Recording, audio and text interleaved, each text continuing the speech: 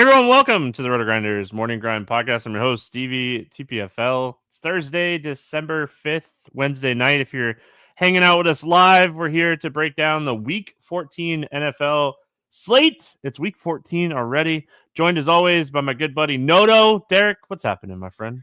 Stevie, what's up? Richie Smalls, Don Easy, what's up in the chat? Hope everyone had a good Thanksgiving. I had a awesome Thanksgiving on the personal front. DFS-wise, broke even, and then had a pretty good Sunday. How about you? Yeah, I mean, I was just telling you, I got crushed on FanDuel. Had a couple of good tournament lineups on DraftKings that ended up like saving the day.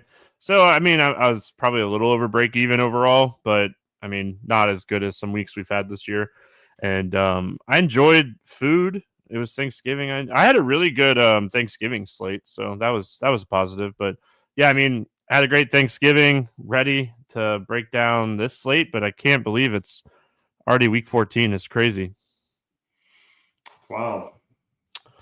Well, we got 10 games on the DraftKings slate, 11 games on the FanDuel slate. So let's jump in. Let's talk some NFL. We get started right off the bat. Jets, Dolphins, 45 total.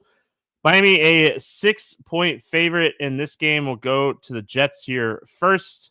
Lazard is able to be activated, so that's something to kind of pay attention to. I don't know what his role would be, but he was full at practice on Wednesday. And they didn't sound, I mean, they sounded somewhat optimistic, but it didn't sound great from what the conversations were. Breece Hall with the knee injury didn't practice on Wednesday. So that's the news we're watching here for the Jets. What do you like here for New York? Yeah, this team has cost me more money than any other team in the NFL. So I don't think I'm going to have a ton of interest. I don't know. I'm Aaron Rodgers. I don't know if you saw the play last week. He was out there for a block and got ran over, and then it seemed to kind of kick him into gear. He was running around in the pocket quite a bit, but still only finished with 14 fantasy points. He's kind of been in between that 14 and 20 fantasy point range all season. Pretty low total. You mentioned the Breece Hall injury. That's concerning. We saw Braylon Allen get some work on the first drive last week. So it's not a team that I feel all that great about at the moment. Yeah, I mean, I can't overlook Devontae Adams' like target share right now. I know like Wilson has upside as well, but Miami, as a Dolphins fan, Miami's pass defense has been a lot worse here 6 weeks. It was a pass defense that started the season pretty strong, but I mean, even if we look at the recent numbers for them on the season, they're around 216 pass yards per game. They're at like 249 since week 7. So with the target share, with Breece Hall banged up, with Miami's run defense just playing stellar right now. I mean, they're 6th in run defense on Pro Football Focus ratings and 9th in run EPA. I think I'm going to play a little bit of Devontae Adams this week. Maybe a little bit of Wilson. No Rodgers. He doesn't really offer like rushing upside, so he'd have to have like a 4 or 5 touchdown game to have like that ceiling game. And I mean, if he's going to throw 4 touchdowns, I'm probably getting 2 of them with one of these wide receivers. So it's just one of the wide receivers for me. But I do like this spot for Devontae. It just seems like Rodgers is chucking the ball at him and just hoping he kind of catches it at this point. So Miami, we attack the Jets with the run. And I mean, Achane with Tua. We keep talking about it every single week. He continues to produce. There's a lot of good running back plays on the slate. What are you doing here with Miami? Yeah, I think Achane's had at least 20 fantasy points in 6 of 7 or 7 of 8 starts that Tua's been under center. So you got to like him. He's been extremely involved in the passing game. You mentioned the Jets' numbers against the run. They are not pretty whatsoever.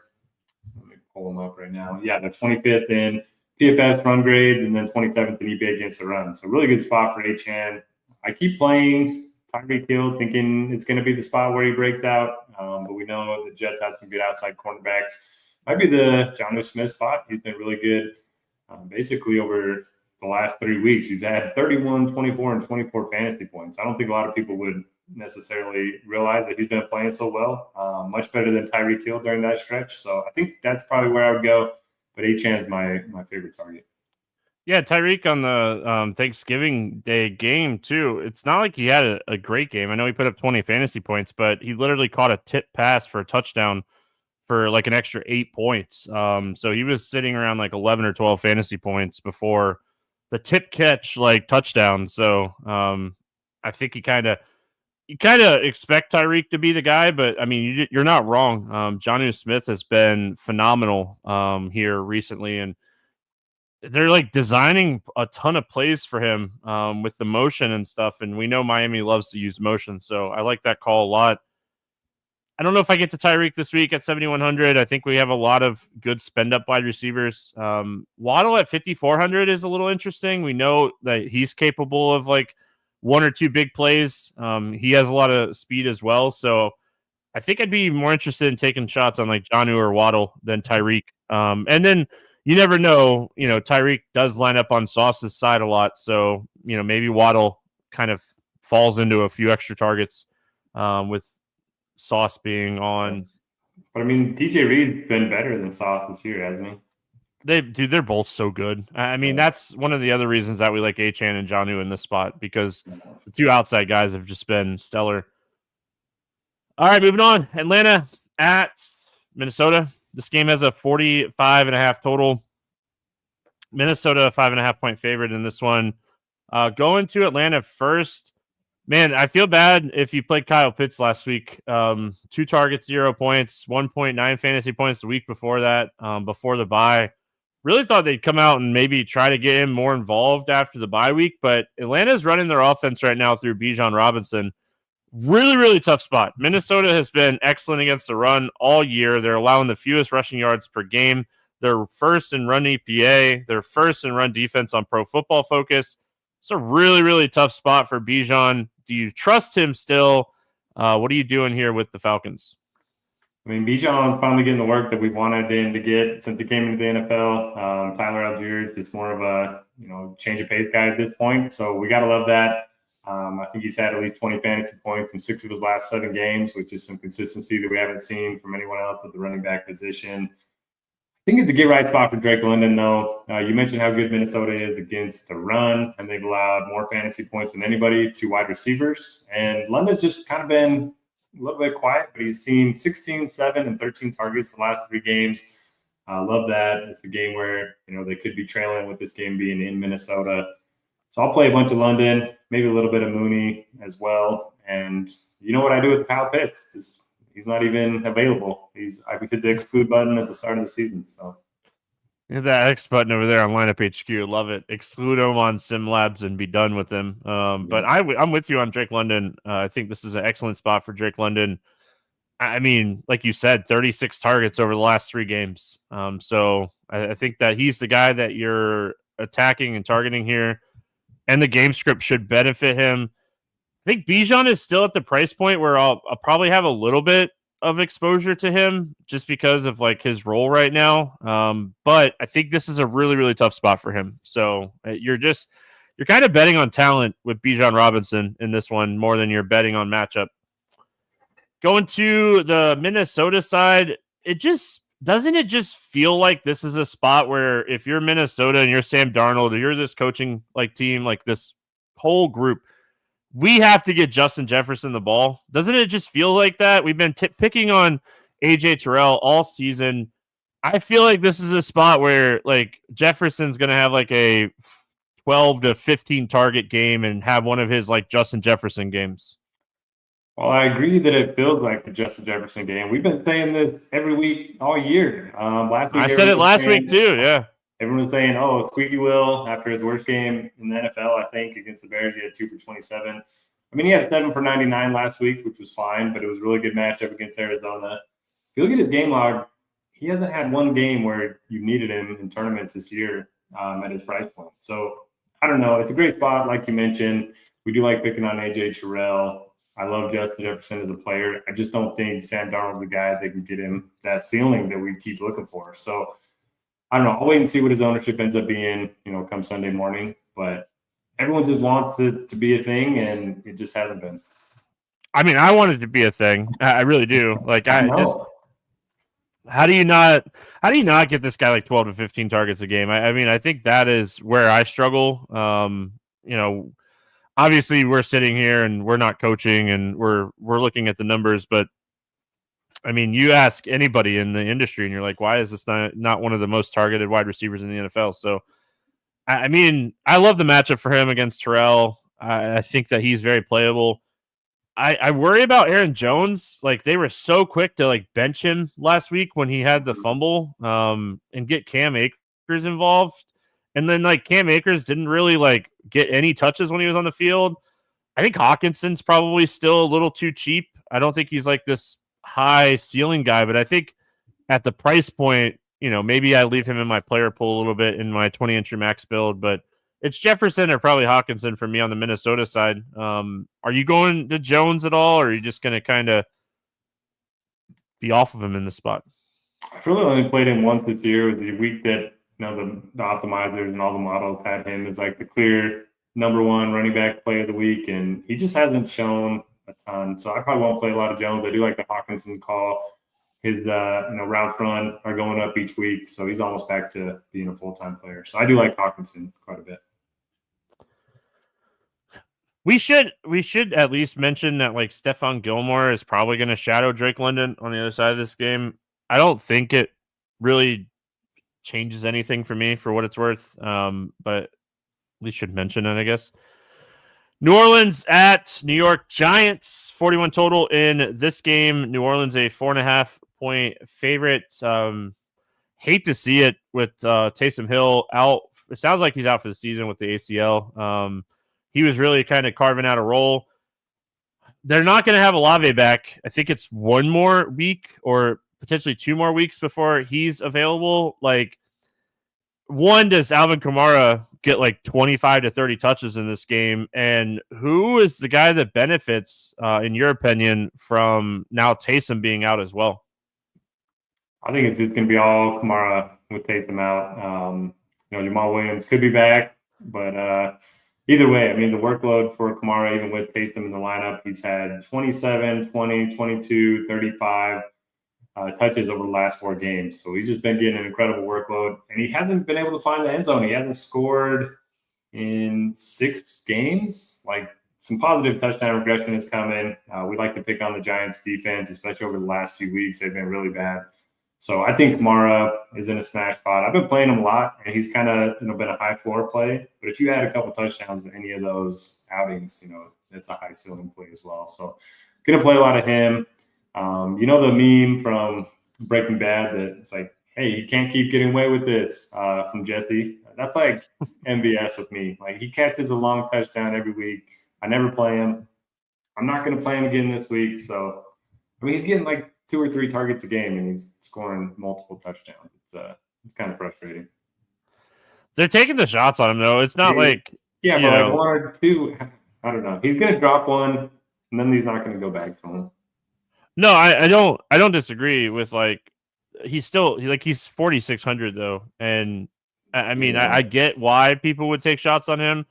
I don't know if I end up on him or not. I want to watch the news on like Juwan Johnson, because like he's dealing with a foot injury as well. Like, if he's out, I don't even know what I want to do. I mean, it might just continue to be Kamara, but I think if Johnson ends up sitting with Taysom Hill sitting, like MVS is going to be out there. They're going to take shots with him. I think that would bump him potentially up. But the other guy that I wrote down that I at least want to mention here is Austin at 3,300. He was on the field 54% of the route run passes last week. So he ran a route on 54%, and he has some upside. Definitely looking at some of the advanced numbers. So they came out of a bye. They definitely utilized him more. So I think Kevin Austin at 3,300 is someone you could potentially take like large field shots on. I don't think he's a single entry play or anything like that. It's more of like he's 3,300. It's the Giants, but I think without a doubt it's Alvin Kamara benefiting the most. If Johnson gives it a go at 3,400, I think you could take a shot. But the Giants have been excellent against tight ends this year, so I think that. It's Kamara. It's Kamara. I like the Kevin Austin call. It's definitely Kamara, but I mean, one of these receivers is going to get there. They're all priced. 4,600 is the most expensive wideout that they have. It's a good matchup. So one of them is going to get there, but I'm probably just going to play a bunch of Kamara. Yeah, like they were using the thing is too, like they were using Taysom in the slot some. So with him getting out of the slot, maybe Cedric Wilson gets more snaps and goes into the slot a little bit more.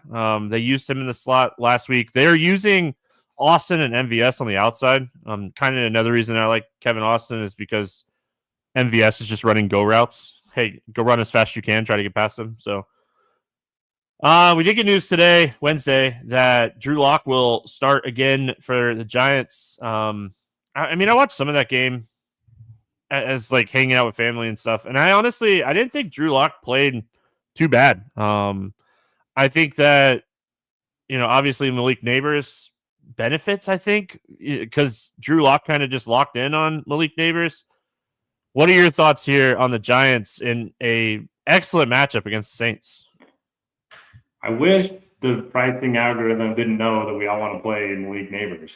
He's so expensive, 6.9K. He's been held under 15 fantasy points in 6 straight games. But I'm with you. I want to play him. I like that Drew Lock's under center instead of Daniel Jones or DeVito. 4.7K is pretty good. He had 57 rushing yards. One of them was a long run, but you got to like that. The completion percentage was pretty good. It was against a pretty bad Cowboys team, but now he's a pretty bad Saints defense who traded away Marshawn Lattimore. So I love the spot for Lock and Neighbors. We're going to get to another chalky quarterback here in a minute. So I'm interested to see if you like Lock or the other guy, Will Levis. I kind of like both. Yeah. He knows me. Chief quarterback alert. Yeah. I played Bryce Young in my main lineup. Double stack Bryce Young in my main lineup last week, and it worked. So I ended up playing a lot of Thielen. I talked about him on the podcast last week. I ended up playing a lot of Thielen. He was on my best team. My best team was it was Thielen and Westbrook Akinye. It was 2 guys that I mentioned on the podcast last week, and I ended up with like both of them on the same team somehow. So that was my best team. I also like Tyrone Tracy. Played him a lot last week. Talked about him a lot on the Thanksgiving pod. And I mean, he had a decent game, but not as good of a game as we kind of wanted. But he's still under 6K, so I think he is a nice pivot off of like Drew Lock, Malik Neighbors combinations. It's the other thing like that we should mention. Theo Johnson got put on he's out for the season as well with the foot injury. So like, I mean, maybe we take some shots on like Robinson, but I don't love it. I think it's just Malik Neighbors and Tracy and maybe a little bit of Drew Lock for me. Yeah, this game has some shootout potential. The Giants can put up some points. I thought the total was kind of low at 41. Yeah, for sure. Carolina at Philadelphia, 46 total here. Philadelphia, 12-point favorite. You just talked about like Bryce Young was your main quarterback play last week. Big difference, right? Facing Tampa. Now he's going into Philadelphia. Philly's defense has been one of the best defenses over the last 5 weeks. As much as I played Thielen last week, I don't think I want to play anything for Carolina this week. Dude, they shut down Lamar Jackson in Baltimore last week. It was so impressive watching them play that well. So I'm with you. I don't want to play Bryce Young. David Moore was in play last week just because he was so cheap, but now he's 4K. And you mentioned Thielen's role was a lot bigger last week than it was his first week back. So I'm fading them. Jonathan Brooks is, cutting into Chuba Hubbard's workload a little bit. I think of the Eagles defense, and Saquon Barkley is probably the move here. So for what it's worth, I know they're facing Carolina, but the Philadelphia defense might be like one of the best fades on the slate this week. They've only had double-digit fantasy points twice this year. And again, it is Carolina. How many times have they faced Bryce Young? I mean, they did it against Dallas and they did it against the Giants. So you look at the 2 quarterbacks that they did it against. I mean, they are a really good defense. They just don't get a ton of turnovers and they don't score. I don't think they've scored a defensive touchdown this season. So I guess they're due for a defensive touchdown and it's Bryce Young. So, Saquon's 9K and it's probably not enough. This is the game. Yeah, this This is the game, and it's like, all right, well, everyone's talking about Saquon winning the MVP. Do we just let him go out and run for 200 yards? Carolina can't stop the run. Saquon's been the best running back in the NFL this year. Fade at your own risk. Dude, when he was 8K, we were talking about playing him at 5% ownership every week, and now he's 9K and 25% ownership. So, I mean, I still love him as a play. If you want to get different, you can target the passing game, but I don't know. It's hard for me to see the Eagles staying pass heavy if they are up by 2 touchdowns or more. Yeah, I mean, if you build a bunch of Saquon teams, if you end up overweight on the 25%, I'll probably end up overweight on the 25%. Just build some Jalen Hurts, AJ Brown teams. I mean, it's as simple as that. Like AJ Brown's like first read rate and everything is phenomenal, and it continues to be phenomenal. So I mean, I think that's the easiest way is if you are way overweight on Saquon, like build a couple Hurts, AJ Brown teams. Watch the Goddard news. He's still dealing with a knee injury again. So if he's out, I mean, you could potentially take some shots on Devontae Smith a little bit, but I think it's Saquon or with a couple of hedge teams here. Yep, I agree. And if I play Saquon, I got to go back to my cheap quarterback. Yeah, gotta get that cheap quarterback in. So we don't go to a cheap quarterback yet, kinda. Neither one of these quarterbacks are too expensive, but it's Cleveland at Pittsburgh. It's a 44 total. Pittsburgh a 6.5-point favorite. I was doing a podcast last week, and Jameis was just chucking the ball all over the field, and it was so fun to watch. I think it was Will and I doing an NBA podcast. It was fun. It was really fun. Love what Jerry Jeudy's doing. We've talked about this guy being talented for years and finally has some quarterback play. I mean, on paper, we want to say it's like a tough matchup, but once you like start digging into it a little bit more, like Pittsburgh might not be that tough of a pass matchup here. Like they get after the quarterback, which worries me a little bit with Jameis. Both of these teams are two of the best teams in the NFL getting at the quarterback or getting after the quarterback. What are you thinking here when it comes to Cleveland, Jameis, Jeudy, the pass-heavy Cleveland Browns? I mean, I can't get over it. Like they're throwing the ball so much. I can't get over it. Yeah. So first of all, we've been in DFS for a very long time. We love ourselves a good revenge narrative, and I mean Jerry Jeudy just came through 235 yards and a touchdown.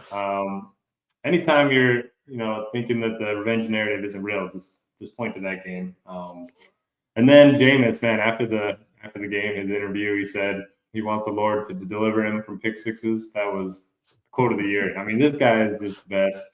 And you mentioned it, Pittsburgh's pass defense hasn't been as good the last few weeks. So I don't mind looking to, Jeudy. I probably won't play a lot of Winston. Tillman didn't practice on Wednesday, still dealing with that concussion. So Elijah Moore could be a nice target at 4,800. He saw 14 targets last week as well. But yeah, I mean, you got to think the Pittsburgh D's in play after Jameis threw 2 pick sixes again. Yeah, watch the weather too. This game's in Pittsburgh. It is December. So I'm not Kevin Roth. I'll let him update me on Sunday morning, Saturday night. So yeah, Cleveland's throwing the ball 69% of the time. Highest pass rate in the NFL. So I don't want to touch the running game here, but Chubb, Ford, don't care. Like I think that 3 years ago, getting Nick Chubb at 5,900 would have been an instant like, hey, we got to play this guy in every lineup, but it's just not the same anymore. They're throwing the ball 73% of the time in the second half. It's just wild. So I'm probably opposite of you. I'll probably play a little bit of Jameis. I like cheap quarterbacks. They make me happy. Most of the time, they give me heartburn. But yeah, Jeudy. Watch the Tillman news more if Tillman's out again. But Njoku, 5,100, just continues to be the guy. 17 targets against Denver last week. Excellent bounce back spot. These two teams just played in week 12. He only had 1 catch in that game. I think we see a much different spot for him here. And I mean, yeah, Jameis to Jeudy. Let's do it. Pittsburgh side of this one. Any interest here in the Steelers? I'm having a tough time with Pittsburgh. I mean, I know they have a high team total. I think it's over 25 right now. But if you look at George Pickens, he's expensive, and he's only top 7 targets once with Russell Wilson under center. I know the first read rate's pretty high. The air yard percentage is pretty high, but that's a lot for Pickens. I don't really want to touch the running game. Cleveland's much better against the run than they are against the pass. So what are you doing here? Yeah, wasn't that game in Cleveland like 2 weeks ago like a really bad like snow game? Was that the game that I'm thinking of? Yeah, it was a primetime game, wasn't it? Yeah, and like Justin Fields came in and like had some rushing stuff, and Wilson just couldn't get anything going. I mean, I think the answer is Pickens because like I think he has the most upside. But you look at the wide receivers in this price range, right? Like he's 6,800. Neighbors is 6,900. We talked about Devontae. We talked about Drake London. We'll see about like if Metcalf is out, JSN is 6,300, so he's cheaper. Mike Evans is a little bit more here, and like we know the upside that like Mike Evans is going to have here with Chris Godwin out. So I just don't know if I get to Pickens. I don't know if Pickens beats me if he only scores like 1 touchdown. I think Pickens beats me if he has like that 2 touchdown game. And he's very capable of that game. Don't get me wrong. So I'm struggling with Pittsburgh too, because like you said, they have a 25.25 implied team total here. So it's like, I kind of want to play somebody here. It's just, I don't know who. I don't think it's like Najee. Him and Warren still kind of there. Fairmuth is like a touchdown dependent guy. So I'm struggling with this team as well. I mean, if anything, maybe I'm taking a shot on Austin, but it's just because they throw deep passes to him. So I'm probably going to be underweight on Pittsburgh. Maybe I hate saying this, but maybe I like look at the Cleveland defense at 2,400 as like a cheap defense play because I'm really just not loving anything here for Pittsburgh. Yeah, I'm kind of with you. Maybe it's just a balanced attack, and maybe some of their team total is baked into the Jameis Winston pick sixes. I don't know. Yeah, well, I mean, we do like the Steelers defense. I think you have to like the Steelers defense. Like we talked about, the Steelers are excellent getting after the quarterback, and the Cleveland like offensive line is one of the worst. Like their bottom 5 and the Steelers are, I think they're number 1 in pressure rate. So yeah, I think this is a really good spot for the Steelers defense. All right, we got Vegas at Tampa Bay taking on the Bucks, 46.5 total in this game. Tampa a 6.5 point favorite. We're gonna go to Vegas here first. I assume it's gonna be O'Connell again. Came back from injury and chucked for 340 yards and 2 touchdowns against Kansas City. It's a really solid defense. They had a chance to win that game. What do you like here for Vegas? Yeah, Bryce Young can get there against Tampa. Can Aiden O'Connell get there? I mean, listen, do we really want to play chalk Will Levis? Or Drew Lock. I mean, I think he deserves consideration if you're punting a quarterback. I'm with you. We know they're going to throw. They're going to be losing. He's got 2 obvious stacking mates in Jacoby Myers, Brock Bowers. I kind of like it. Brock Bowers is just the dude is incredible. The way they use him is incredible. It's really easy for me, Derek. I'm not gonna lie. Like it's AOC, Myers, and Bowers, the only 3 guys that I have interest in this team. You can double stack too. They're cheap. You can't like especially how cheap AOC is and Myers. Like Bowers is one of the most expensive tight ends, but like it doesn't matter. Like the run game has been awful. I don't care who plays running back for Vegas. Nope. Like no chance I'm playing those guys. So this is a very stackable game in itself because Tampa's just chucking. So yeah, look at the targets for Bowers. 14, 10, and 16 the last 3 games. Gotta love that. Yeah. I mean, AOC came back. He's like, I'm going to find my guy. Like week 5, 6, and 7. I'm pretty sure those were O'Connell weeks, and it was 12, 10, and 14. So like I like Bowers more than the $66,000 receivers. I like him more than Pickens, Adams, Wilson. Yeah, well, let's do it, right? Let's run a little Aiden O'Connell. And there's good bringbacks too. Yeah, you guys didn't open up this podcast expecting Aiden O'Connell love, but it happened, and we're here. Going to the other side of this game, Baker full participant on Wednesday. I know it was just a walkthrough, but he should be good to go. More interested in like Bucky Irving dealing with the hip. He kind of left the game for a little while, and they continued to like massage his hip and stuff on the side. He ended up running 25 times against Carolina. I think he was the top scoring running back last week. We loved him on the podcast, or I loved him on the podcast. You would have loved him too. I know you. I mean, if he's out, White's way too cheap at 5,300. First of all, second of all, Mike Evans came back, got his Baker Mayfield spot, 12 targets. He's back.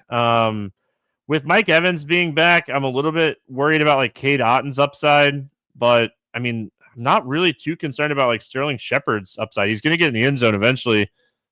I think you run it back with Shepard and Evans, or depending on the running back situation, if Bucky's good to go, I'm going to keep playing this guy. Agree with you on Bucky. 28 touches is just super enticing. And then, yeah, Mike Evans, shout out to him. Went into overtime, caught the pass, got him the bonus, ended up being the difference maker between not cashing and cashing in my biggest lineup. So that was big for me. And I was listening to the broadcast, and they were saying he needs to average, I think, 99 yards per game to get to 1,000. And I guess apparently the team is like, that's like their biggest goal is to get him to that 1,000-yard receiving yard.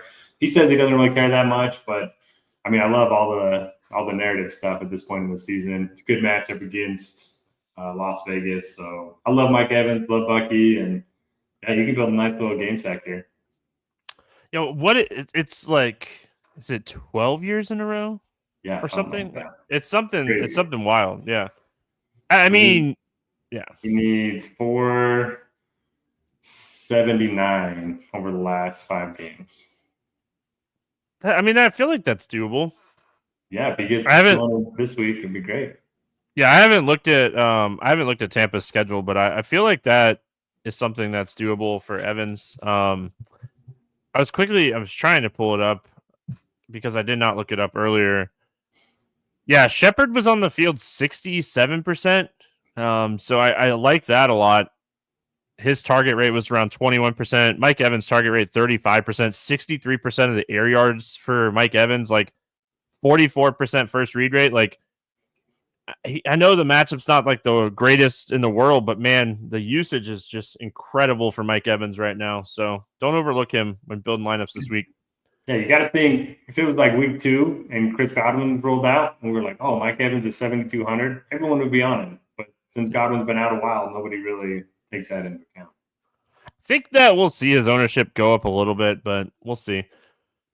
All right, we got Jacksonville and Tennessee, 39.5 total, lowest total on the slate. Tennessee, a 3.5-point favorite. Trevor Lawrence put on the IR, expected to miss the rest of the year. What a hit. First of all, ridiculous hit. Uncalled for hit is what we'll call it. Like, guy was clearly going down. I'm all for protecting any player, not just the quarterback, and hated seeing that hit. So I'm not going to give my full opinion on it, but I mean, it's just uncalled for. We'll call it that. Jacksonville is expected to start Mac Jones going up against Tennessee. We talked a lot about the Tennessee defense to start the season. They've been really struggling recently, a lot more than hoping. I mean, I think a little bit last week was they got down really early in that game because of some bad special team play and bad offensive plays. What are your thoughts here on Jacksonville? I don't know. I would like them a lot more if Lawrence was playing. I mean, Brian Thomas has got a ton of talent. Evan Ingram's got a 25% target share on the season, and obviously benefits Christian Kirk out. But I just don't trust them to move the ball at this point. So I don't know. I don't know if I want to play anybody from my team. I mean, Trevor Lawrence went out of the game, and Mac Jones came in, and he was just locked in on Brian Thomas Jr. So, if anything, I think we take some shots. But he also, I mean, he was locked in on Washington. Washington's 4,400. We're going to talk about Calvin Ridley and Will Levis. If you want to run it back, I think you run it back with Washington or Thomas. I just can't overlook, like, Washington getting 12 targets last week, and a majority of those came when Mac Jones came in the game. So I'd assume these guys worked together a lot in practice with both of them kind of being backups. So narrative. I like that. Yeah. So, I mean, he's 4,400. We've done crazier things in tournaments. So, just another guy that I had written down to take some tournament shots on. You're playing those tournaments that are just so top heavy. That's the type of guy where he could definitely do something. And I mean, Kirk, Davis, all these guys on the IR, Washington should be wide receiver 2 here at 4,400. In a game they're probably trailing, I would assume. Jacksonville's defense is really, really bad. Any love for the Jacksonville running backs here, Etienne or Bigsby? Nope. Yeah, that's where I'm at too. I just wanted to make sure I wasn't missing anything. All right, let's talk Will Levis. Projecting to be one of the highest owned quarterbacks of the weekend, which is kind of crazy. We talked a lot about Will Levis week 1. You and I talked about this a lot. The offensive coordinator that they brought in was a very pass-heavy, take shots kind of quarterback. We're finally starting to see it a little bit more. Will Levis is not, I don't know if he's good or not. We really don't know. I don't want to sleep on Tony Pollard, but Calvin Ridley revenge seems really good. Westbrook Akine has scored a touchdown in 4 of the last 5 games. Talked about him last week. He definitely did that. Second touchdown was great. But Boyd is still kind of banged up. So if Boyd misses with the foot injury, I'll go back to Westbrook Akine. But Calvin Ridley, 5,700. That's where I'll start my Tennessee love here. Yeah, right there with you. We just talked about the Jerry Jeudy revenge game. Now we get the Calvin Ridley revenge game. And Will Levis has had no problem throwing in some deep balls. So I like that quite a bit. We know Jacksonville has one of the highest man rates in the NFL. I like that for Ridley as well. No issue with Tony Pollard.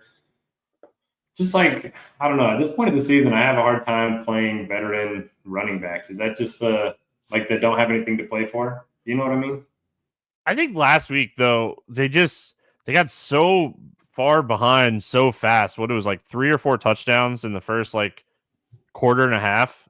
Tennessee, like they had, I think it was like 2 picks inside the red zone where Washington capitalized, and they had like a fumbled, was it a kickoff or a punt or something? So they're like, Washington had 3 really easy touchdowns, like back to back to back. And I mean, at that point, Tony Pollard's just out of the game plan. But if you look in the games they've kind of gotten up, like 24 and 28 attempts against New England and Houston, like he's had good games. Like I think he has some upside if you're wanting to pivot off of Levis. But I hear what you're saying as far as like the veteran running back situation, but I don't know. Like Tony Pollard, was it like a 3-year deal or something? I thought like he's not going anywhere anytime soon. I don't think.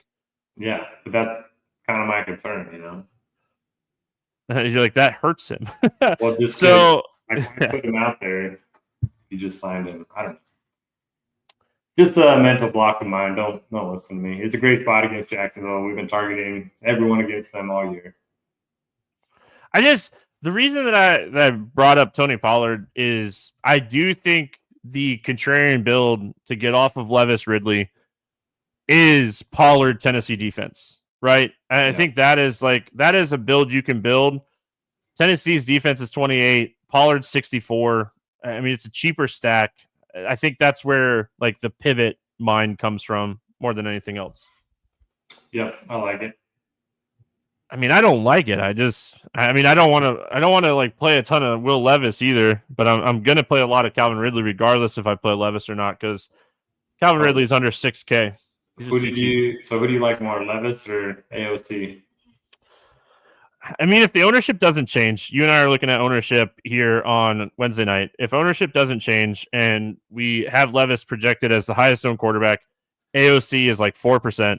I would probably end up with more AOC because I think they have very similar types of upside in their matchups, and O'Connell is projecting for a lot less fantasy points.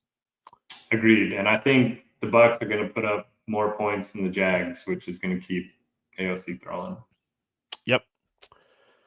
All right, Seattle at Arizona. I like this game. 44.5 total. Arizona, 3-point favorite. I think there's plays on both sides here. We'll start with Seattle.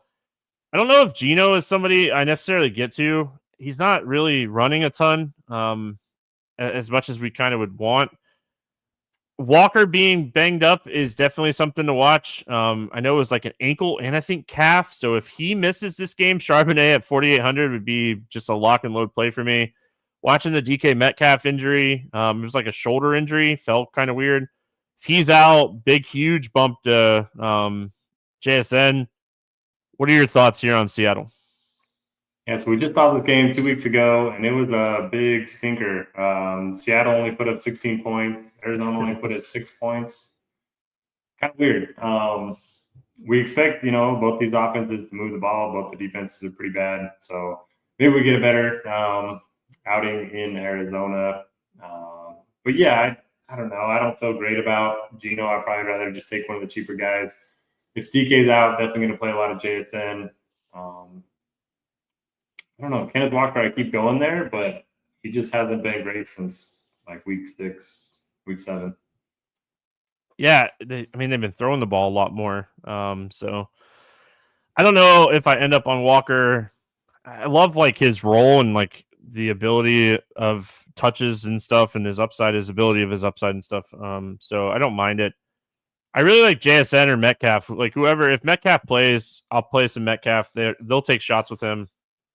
If Metcalf is out, Tyler Lockett's 4,300. I think he would be someone we would potentially go to a little bit if Metcalf ends up sitting. But I think I only play Lockett if Metcalf is out. Arizona, they came out. They said, hey, we need to get Marvin Harrison the ball. 12 targets last week. I think that was huge for them or for him just in general. But, it didn't really hurt Trey McBride. Trey McBride, again, 12 targets.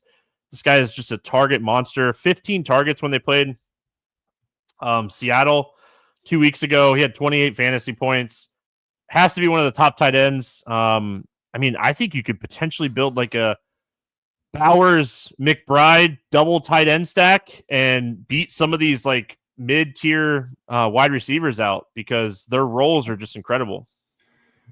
Yeah, I love it. Definitely prefer McBride over Marvin Harrison. In the matchup against Seattle 2 weeks ago, caught 12 of 15 targets for 133 yards.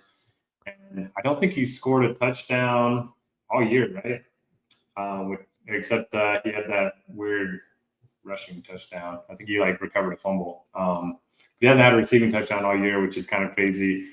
So I kind of like that, man. If you have McBride, Bowers, you're going to be not going to be duped. That's for sure. And yeah, when it comes to Harrison, I like him on paper, but he's had 5 games under 8 fantasy points. Like at this price, he can nuke your lineup.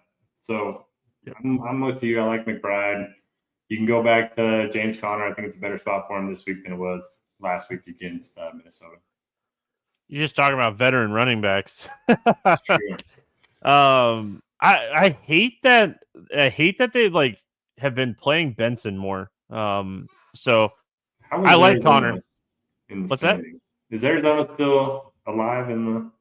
Oh, I don't know. I don't. 6-6, so they're still. Yeah, they're still alive. So I like veterans that have something to play for. There you go. All right. Well, I don't disagree with you. And this is a huge game because Seattle's 1 game up on them. So if they were to win this game, I think they'd be tied atop of the NFC West. Yeah, I McBride, I think, is the answer. I don't think Kyler's crazy as a play this week. We know he has a little bit of rushing upside, which is something that we absolutely love. So he's $6K. This is the cheapest price tag for Kyler all season. He's coming off of 2 kind of iffy games, but we know he's capable of 25 plus fantasy points. So he's another one of these mid-tier quarterbacks that I have on my list this week. He might be the guy that I end up playing in my I play the late slate because I always do expert survey for that slate. So I'll probably end up with Kyler as my late slate quarterback for sure. Chicago at San Francisco. 44 total in this game, and San Francisco a 4-point favorite over Chicago. I thought that was kind of interesting. Let's go to Chicago here first. I'll say this. The 49ers have really been struggling against the run. I don't know if we really trust the running game. And DeAndre Swift's kind of banged up right now. But if the run game can't get going here, I think Caleb Williams could struggle in this spot. Yeah, I think so too. But we currently don't have Rashawn Johnson to play this week. He's not in our projections. Didn't practice on Wednesday with a concussion. So if he's out, I do think that helps Swift because he's going to lose a lot of goal line work to Rashawn. Obviously, you got to make sure Swift is playing. He didn't practice Wednesday either, but I think he could be interesting in a game where they're probably going to be trailing. He's more of the pass catching back in this offense. And then Keenan Allen's just been awesome since coming back from injury. He's been a touchdown machine the last couple of weeks. He's had 3 touchdowns. I keep wanting Rome Odunze to be something, and he just hasn't been. Probably won't chase that this week, but I'll play some Swift, play some Keenan Allen. What about you? Yeah, I mean, DJ Moore, Keenan Allen, those guys didn't practice either, like you mentioned. So we're watching this. If either one of them were to sit, I probably would go back to Odunze because, like you, I've been chasing this guy for weeks now. DJ Moore, shame on me. I said he didn't have a lot of upside on the podcast last week, and he had 16 targets, so that was fun. To be fair, I mean, they were just Detroit was just making Chicago throw the ball a ton in that game. The run game couldn't get going at all. I mean, I don't hate Keenan Allen or DJ Moore. I still prefer Keenan Allen if both of them end up playing. Keenan Allen is 5,600 and has at least 8 targets in 4 of his last 5 games. So I definitely like Allen. And then, like you mentioned, if Johnson does end up sitting, that's probably where I would get Swift. Don't want to play Caleb Williams this week. The other side of this game, no McCaffrey, no Mason. What are we doing with the San Francisco situation? Yeah, so the question is, do you hit the lock button on Guarendo? I don't know if I'm saying that right.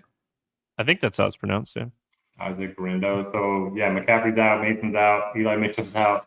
So it's going to be Juszczyk and Patrick Taylor backing him up. Taylor's had 7 carries all season. So I think you just play him.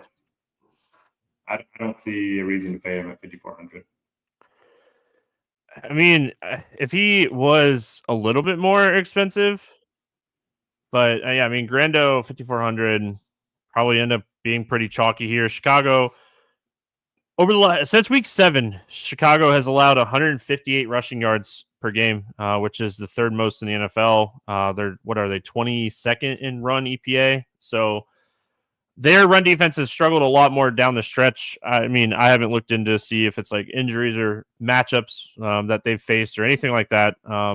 It's Wednesday. I haven't dug into all that, but I mean, we've seen running backs just absolutely crush them multiple times. I think Arizona like had a huge game against them. We know that like Gibbs and Montgomery looked awesome against them last week. So I mean, yeah, Grando, he's too cheap at 5,400. He's behind one of the best run blocking defenses or offensive lines in the NFL. I think they're first on Pro Football Focus in run blocking this year. So, yeah, you play him. But what do we do with the rest of the 49ers here? I mean, Jennings has been awesome ever since Brandon Ayuk went out.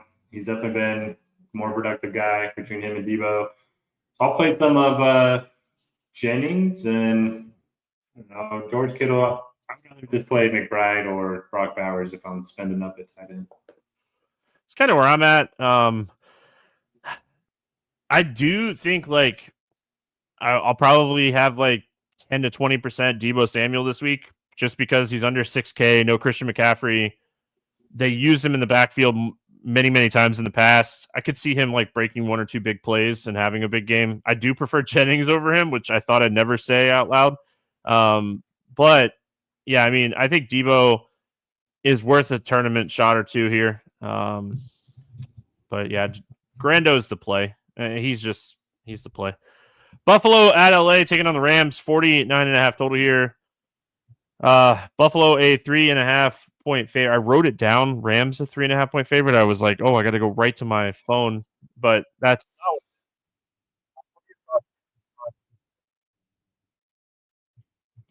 yeah, I mean, the Bills have just been so good all year, and their defense has been really good too. So I don't know. Their offense has been so balanced that I just don't feel like we need any of them, and they're so expensive too. And Josh Allen at 8K, it's a week where I want to spend up on a couple running backs and a lot of receivers. So I'll probably just be spending down a quarterback. Don't really trust any of these receivers. You can play James Cook, but 7.4K for a guy that needs to find the end zone and doesn't get the same workload as like Kamara is kind of iffy for me. So I like the matchup. I think they're going to put up points, but I think it's going to be a pretty balanced attack. It's crazy to say, like, if I was gonna pay up for a quarterback this week, it'd be Allen over Hurts, over Mayfield, over like Tua. Like, if I was gonna pay Yeah. up for somebody, it'd be Allen. Like, Yeah, and I it's could not see him even. getting a bunch of fantasy points without bringing anybody with him, you know? Yeah, like it's not even remotely close for me. I think the Rams put up a fight in this game, especially with this game being in LA. So I could play Allen by himself. I don't necessarily hate the idea of maybe getting a little bit of James Cook. He's been a touchdown machine. He has at least one touchdown in 4 of his last 5 games, multiple touchdowns in 2 of his last 5 games. So touchdown machine. If he could like add 80 to 100 yards, I mean, we've talked about the Rams' rush defense all year. Still not a good rush defense. So I think that you could potentially take some shots on James Cook or Allen. For a high total, Buffalo is just so spread out. It's really hard to get excited about playing any of these guys. I think the biggest question is like, what are we doing with the Rams offense? The Bills defense has been stellar. Yeah, they've been great. They have been a bit of a run funnel so far this season. Through the numbers, they're 27th in PFF run grade. They've allowed the third most fantasy points to running backs. They've been very good against the pass. I know it's a game where they're at home, probably going to be trailing. So Puka and Cooper Kupp can both get there. But I do like Kyron Williams. If he can be less than 10% owned, I think he's a really strong tournament play. Yeah, I didn't even think about him, so I'm glad you brought him up. I will say, like, after we got done with the DK slate, we're going to talk about the FanDuel game in just a second. But as we get done with this DK slate, I don't have a lot of quarterbacks I like, and I don't have a lot of tight ends I like. So I think I'm going to have very condensed ownership on like quarterbacks and tight ends on DraftKings this week. Like, I think pay down at quarterback, pay up at tight end is going to be my main build this week. The tight ends that you're paying up for just seem like they could outscore almost all the cheap tight ends by 10 plus points. So I think it's a week I want to pay up at tight end. Yep. Same. FanDuel game. We got Chargers and Chiefs, 42.5 total Sunday Night Football. Chiefs a 4-point favorite. We'll go to the Chargers first. I think the biggest thing that we're watching here is McConkey is banged up. They said that he's gonna try to play through the knee and shoulder. He's coming off of a game where we've kind of been waiting for 12 targets, 9 catches, 117. Obviously didn't get in the end zone, but still had a really stellar game. What do you like here for the Chargers? I don't like a lot. I don't expect to have a lot of them in my FanDuel build, but Will Disley's interesting. You know, the Chiefs been one of the worst teams in the NFL against tight ends. They've been really good against receivers. Chargers couldn't get much of anything going on the ground. I don't know if Gus Edwards just doesn't have any left in the tank or what, but yeah, without Dobbins, I think they're going to have to throw. They're probably going to be losing, and tight ends have had a lot of success against KC. So I think I'll probably go a little bit of Disley. Chargers did end up throwing the ball 63% last week. And I know game script matters and that kind of stuff, but for a team that throughout the year, and we knew this was going to kind of be a thing, but for a team that has been pretty run first, run heavy offense, I think what are they on the season? They're 56%, so 7% more. So definitely something to note with like the running back situation that they're going on. Edwards looked awful. I wouldn't be shocked if we see the rookie a little bit more this week, but I think it's McConkey. And then, like you mentioned, I do think Will Disley, Kansas City has just been giving it up to tight ends all season. He didn't have a great game the first time these two teams played, but it's a different situation now. So I think Disley is in play. If McConkey's out, I would definitely take some shots on Johnson and Palmer. They're both really cheap on FanDuel, both under 6K. Kansas City side, it was really interesting to see like Pacheco back out there. They used Hunt and Pacheco, kind of killed each other's upside. DeAndre Hopkins is 6,100 on FanDuel. Really cheap price tag for a guy that has been a difference maker. Travis Kelce, 6,800. Noah Gray, 5,200. I don't know if we think Noah Gray thing is going to continue, but I think D-Hop at 6,100 is a really fair price tag over there on FanDuel for this Sunday Night Football game. Yeah, I'm with you. Wide receiver one now. Pretty good target share. 6,100 is just really cheap. Kelsey's cheaper than the other expensive tight ends, but Chargers have been pretty good against tight ends this season. Eighth fewest fantasy points allowed. So I probably won't have any exposure to this game in my FanDuel builds, just because there's so many other players that I want to target this week. Yeah, I mean, I always feel like I end up in this like price range for wide receivers, but I don't know like how much DeAndre Hopkins I'll play over Calvin Ridley in the same price range. For sure. All right. That breaks that down. Let's play the morning grind game, and then we will get out of here.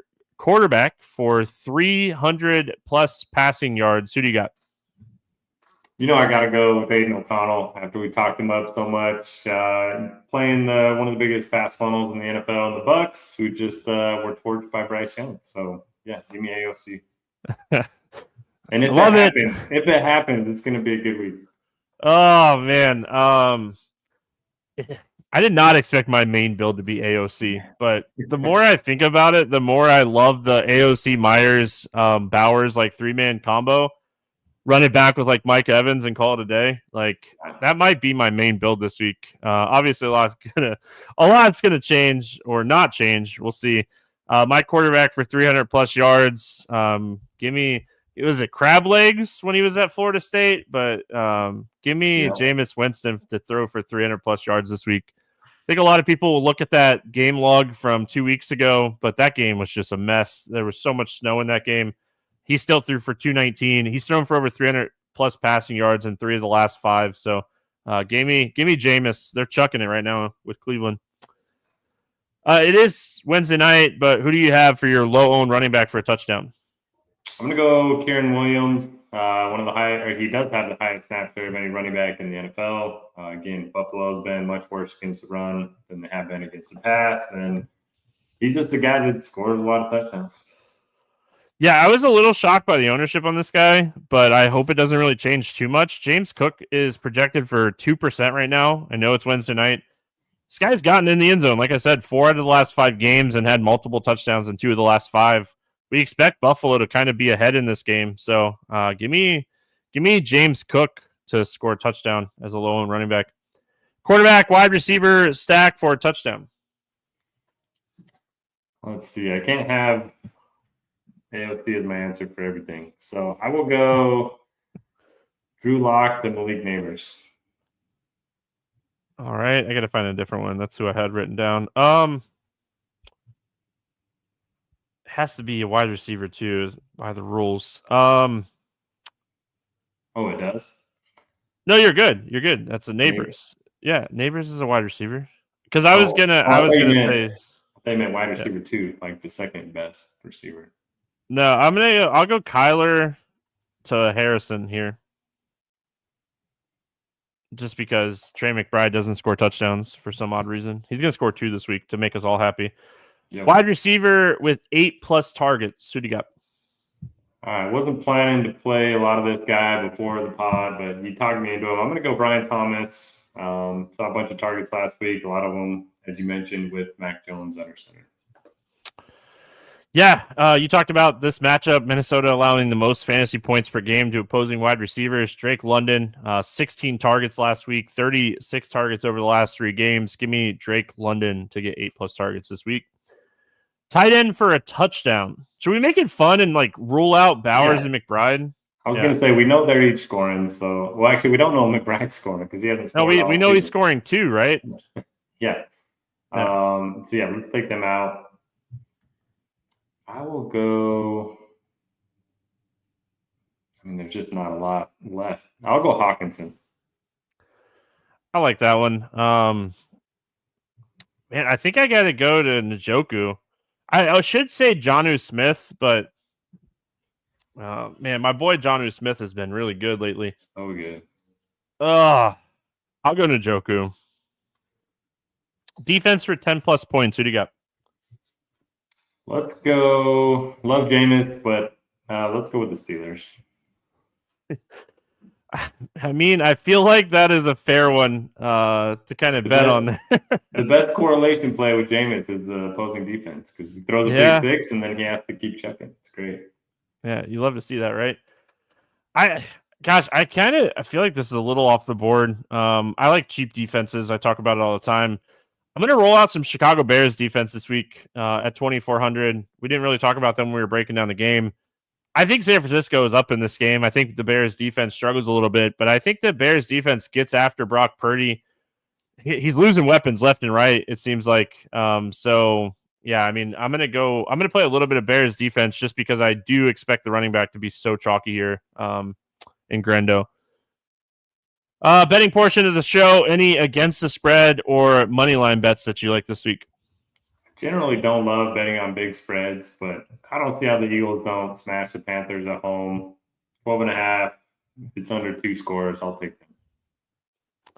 Yeah, I like that. Gosh, I was struggling with this one, and like the more I think about it, the more I think I'm just gonna pull the trigger. I'm betting it right now, so I was pulling it up. But give me Vegas plus 6.5. I think they're gonna be able to keep this game close against Tampa Bay. Any over-unders you like this week? Yeah, let's go the over in the Saints-Giants game. 40.5, 41. Yep, it's 41 right now. That's what my bet is as well. I have that locked and loaded already as well. So I'm with you on that bet. That's mine as well. So we'll double down on that one. Any player props you like this week? I haven't seen the number, but I'm interested to see Mike Evans' receiving yard prop. Again, they're trying to get him the record, 1,000 yards. Let me see if I can pull it up. Who do you got? I'm pulling it up for you. Receiving prop for Evans is 69.5. Yeah, sounds great. All right, we'll make it a little morning grind single game parlay because mine's from this game as well. I'm going Brock Bowers over 67.5 receiving yards. Guy's just been absolutely stellar. So making it a little 2-pick parlay because I already had the other one ready to go and might as well fire it away. Morning grind 2-pick parlay this week with both of our player props. So, Derek, any final thoughts before we get out of here? Oh man, it's a fun show. Missed being on the show with you last week, so it's good to be back. And week 14, kind of crazy. We only got 5 more main slates. Yeah, it's crazy. We get a couple NFL main slates. It's just not the same. So, hope everyone has a fantastic week. We're back Friday talking NBA. Good luck, everyone. We'll see you then.